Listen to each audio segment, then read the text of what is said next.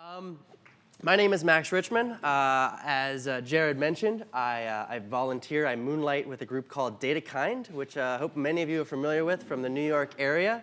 I actually am one of the 3 chapter leaders from our DC chapter, so I'm up from DC. I hope you won't hold that against me.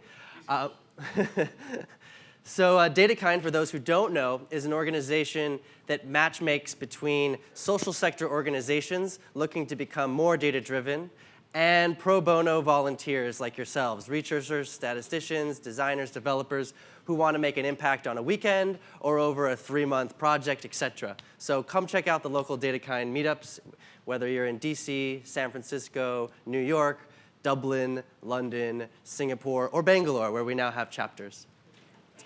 During the day, I work at Geopol. We do mobile surveys in the developing world. My background is in emerging markets and research in the developing world.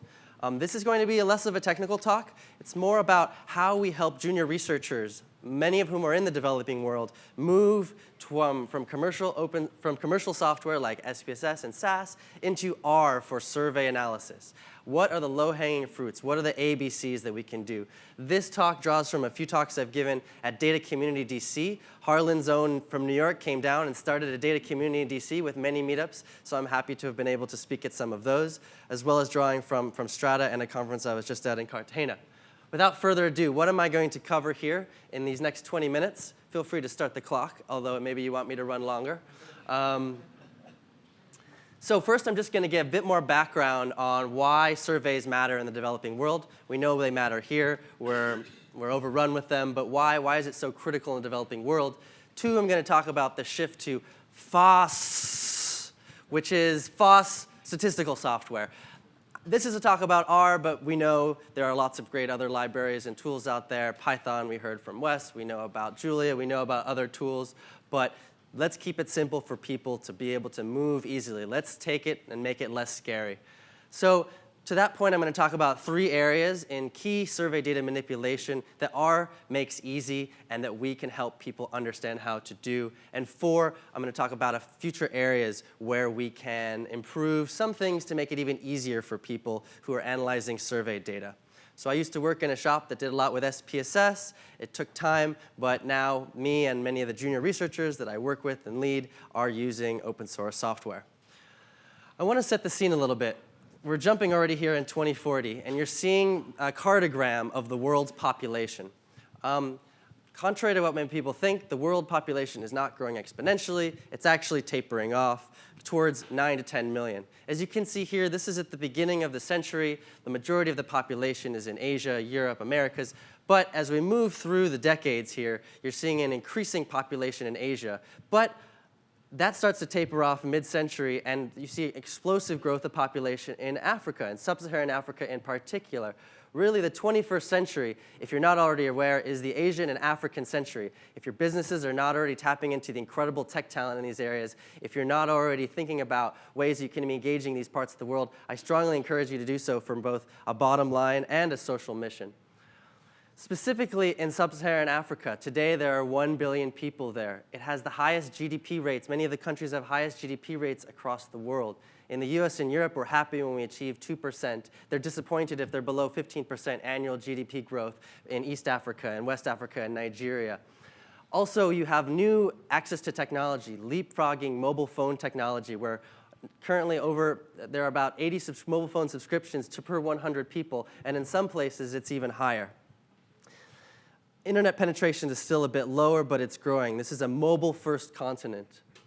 So what kind of data do we need to better understand what's happening in these environments? Well, there's sort of 3 main structured data sources that we kind of intentionally collect. Certainly, there's a lot of passive information out there you can collect from remote sensing or analyzing the call detail records of mobile network operators. But looking at intentionally collected data, we have census, which are extremely time-consuming and expensive but provide vital demographic information. Then you have civil registration processes, whereby you're capturing births, deaths, migration, other critical life events. These systems suffer from underinvestment and have severe data shortages. And finally, surveys. And surveys is really where the majority of the information. Many countries in Africa haven't had a census in decades. The Democratic Republic of the Congo was delayed an election because they wanted to have a census, and they said, well, that's not going to happen, so they had the elections anyways. So census just doesn't happen. So how can you stay abreast of who the consumers are, what kind of information that they need, what are they buying, what are they doing? A lot of great surveys are generated by international organizations, including the World Bank, UNICEF, USAID, Afrobarometer, and country governments there.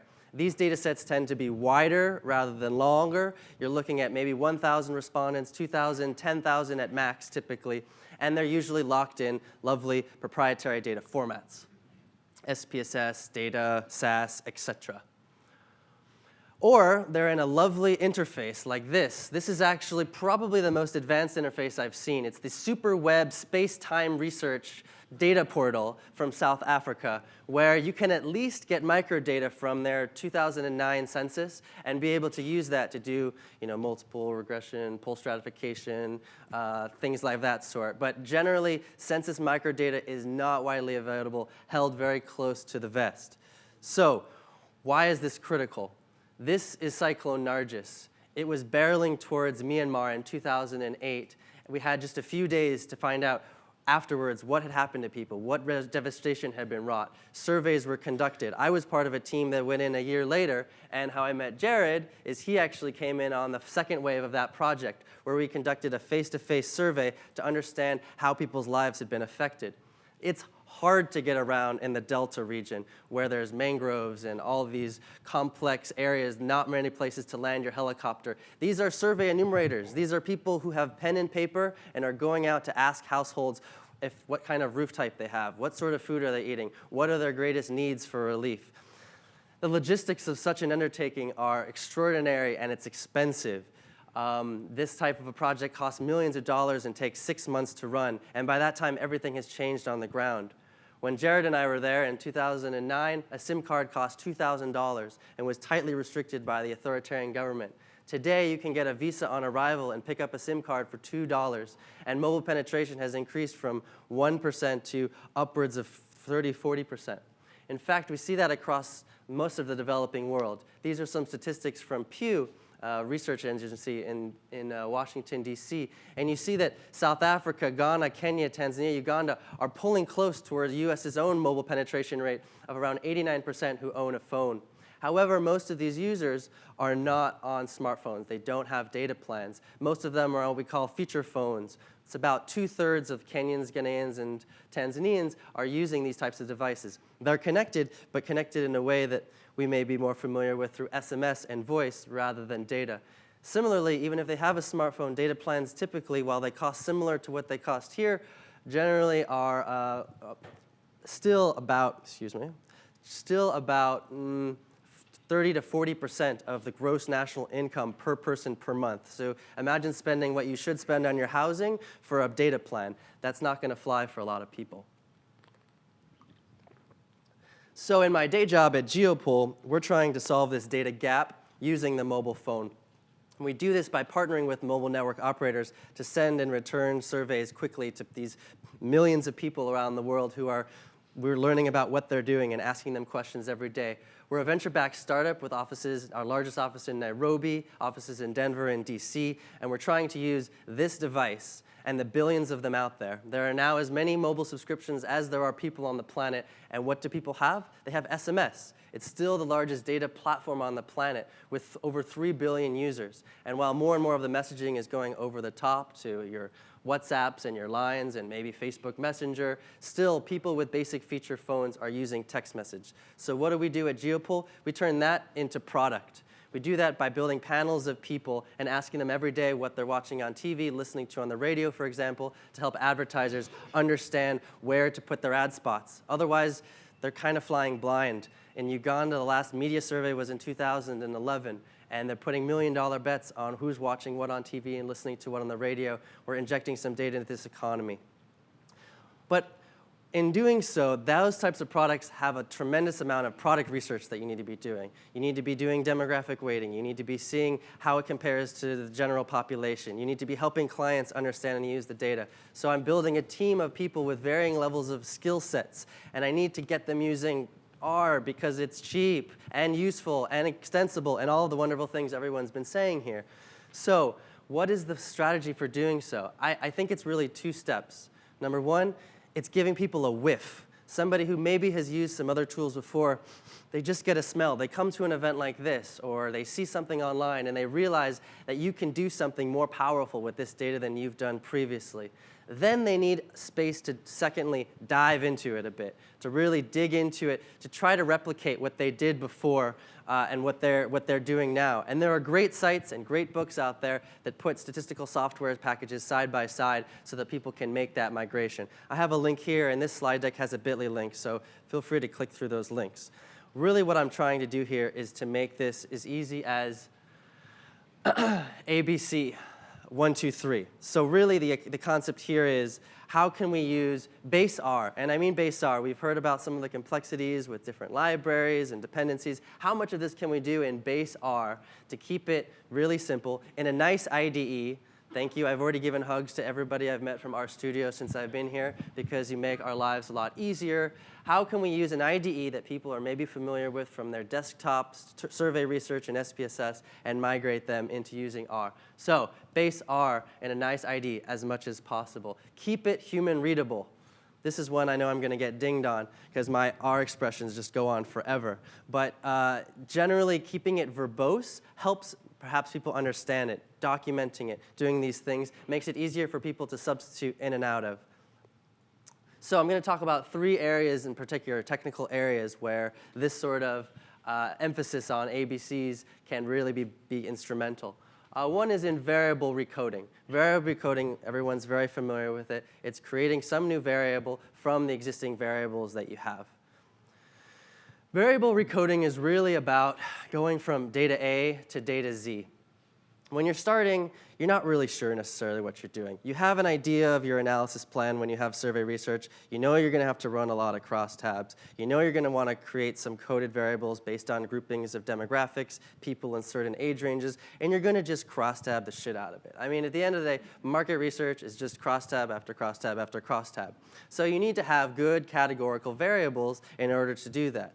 This seemingly is daunting for the data analyst who, on their first few search queries, is looking to see, well, what is data analysis? You know, what is my salary as a data analyst, and how do I do this in Excel? You know, those are the kinds of questions that your entry-level analysts are grappling with. So you need to get them to Z, and hopefully we get them to the right data Z. It can be a zoo if they're not comfortable, if they're not familiar with the tools.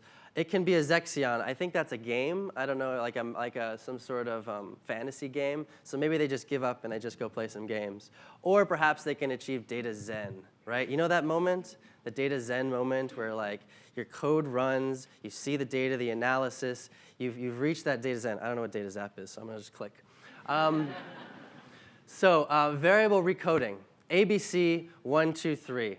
ABC is, this is where I sort of said we need a little bit of pack juice, but with the foreign package, you can bring in other data sets. It's quite easy to bring in a Stata file, an SPS file, a SAS file, read it into a data frame, make sure you don't load your factors, all that good jazz. Number 2, easy to change variable headings, swap them in, swap them out. You guys know this stuff. Number 3, easy to compute and change variable names. Create a hard-coded categorical one. Create a new range. Update a data value based on a conditional other data value, or mathematically compute new data values. Simply spelling it out like this for researchers who are familiar with the recode command in Stata or SPS can be really helpful in just getting them over the hump and using R. The second common area, at least where I was like, oh, I have to go back and use SPSS again, is when you need to apply some sort of a weighting. And there are great weighting packages out there. I don't want to disparage them. Please, if you're using them, continue to use them and expand them. They're great. But for basic demographic weighting, where you're looking at one key variable and you're saying, hey, each observation, which is usually one person answering a series of questions, should be upweighted or downweighted by a certain measure, typically not less than 0.5, typically not more than 2. You don't want people counting for more than twice a person or less than half a person. In doing so, what you're doing is you want to make this, again, as seamless and easy for someone to understand what they're doing. So the end result, it can be a bit verbose. I like to think of this example. This came to me when I went to a different meetup at the data community DC. A fellow named Jonathan Robinson was talking about a survey that was done through the Xbox during the last election. And they polled Xbox users. As you can imagine, mobile phone users are a subset of the whole population, so there are some inherent biases in who you're reaching. And similarly, if you polled Xbox users, who do you think you're reaching? You're reaching young men in largely peri-urban, sort of suburban areas, maybe a bit more conservative. Who knows? There's some really great charts, and I should cite the article this comes from. I apologize for not putting it on there. I'll update it later. And I'm sure Andrew Gelman, who I imagine is speaking soon, can tell you a lot more about multi-level regression, post-stratification. But the bottom line is, through clever use of demographic weighting, where you have matrixed out all of the cells of possibility across age, gender, sex, and state, they were able to bring the predictions in line with the overall election results, showing that you could see key differences in how people were going to vote and preferences towards candidates from a biased instrument in this manner. So to do weighting in R quite quickly, again, ABC 1, 2, 3. You simply take the proportion of the population, divide it by your sample statistic, multiply them together for each observation, and use a weighted crosstab function. So you have to build one little function, which is a lovely way to teach people about how to build functions and expressions to do something. I'm not going to spend too much time here, but again, emphasis is being verbose so that it's clear what's happening. You have a population parameter of male in the population, 49.5%, female, 50.4%.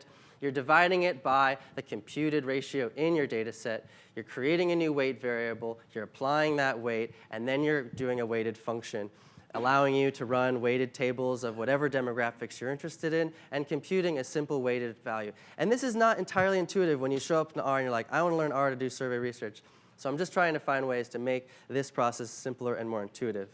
And thirdly, and I'm going to spend the least time on this just because you guys know this and there's been lots of other great talks about it, analysis and reporting. I really like to focus on just the tables and the prop tables commands because you can do a lot with that. You can see missing data, you can see, so people are comfortable, they're familiar with that. Similarly, you can cross variables very nicely with that or with the crosstab command. Again, keeping it in Besar, allowing analysis to be reproducible across, as you've heard from other speakers. Secondly, our studio. As I said, I've given bear hugs to everyone who I've met from our studio here. Thank you so much for creating an IDE that makes it very easy for people to migrate from previous tools they're familiar with to these kinds of tools. And then R Markdown for reproducibility and R packages for sharing. So all these types of things are making it a lot easier for more and more people to adapt these tools. What are some areas for future focus? More events like this. You know, I'm hoping this hasn't been too boring for many of you. Some of you may be coming in here just trying to get a handle on how to work with R. Hopefully this is one example of where you can do that. Having more guides, more sites, more tutorials is a great way to do that. Secondly is the I/O, the input-output with foreign, needs some beefing up. And maybe that's a good excuse for me to learn a little bit about the package management stuff that we've been hearing about today and figuring out how we can do that. Currently, exporting to an SPSS or Stata format or other format has very stringent restrictions on the names of the files and the names of the variables and things of that. It would be great to create that to make it even more robust and intuitive for people who unfortunately do need to return the data to the format from whence it came. Finally, I think, and Wes alluded to this as well, when you have characters and you have factors And right now, trying to decide when you want to have a factor, when you want to have a character, because once you've kind of assigned those factor labels on alphabetical, you can sort them, but you can't really assign an arbitrary value to them. And that's something that's usually done commonly in survey market research, that sort. So figuring out a way to do that, and maybe there are people in the room who know how to do that, would love to hear it, it would be a useful way to extend this to the millions and billions around the world. So with that, I say thank you. I have about 30 seconds. Maybe I will yield my time. And yeah, thank you.